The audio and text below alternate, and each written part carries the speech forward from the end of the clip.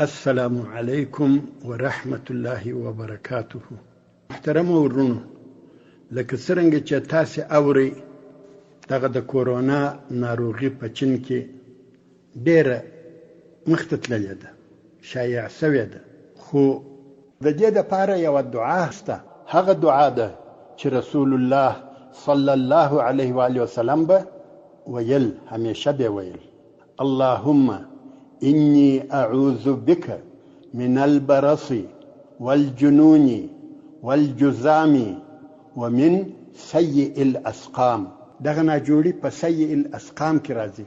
نو دغه دعا زده کړئ، سهار و ماښام یې وایاست. ان شاء الله تعالی د دغه ناروغۍ څخه به مو الله جل جلاله په امان کې وساتي. هر وخت چې تاسو د خپل کور څخه وځئ، که نارینه یاست که ښځې، ماشومانو ته هم ور زده کړئ، بس دغه دعا وایاست. الله جل جلاله به مو د هر آفت او د هر مصیبت څخه وساتي.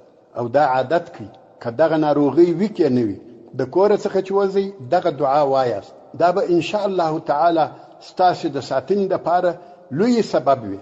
دعا داسې ده، فقط 3 توري دي: بسم الله توکلت علی الله ولا حول ولا قوة الا بالله.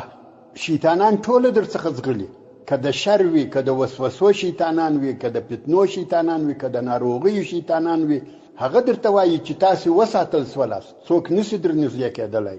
نو دغه دعا عادت کړئ: بسم الله توکلت علی الله ولا حول ولا قوة الا بالله. والسلام علیکم ورحمت الله وبرکاته. تعلیم الاسلام رادیو.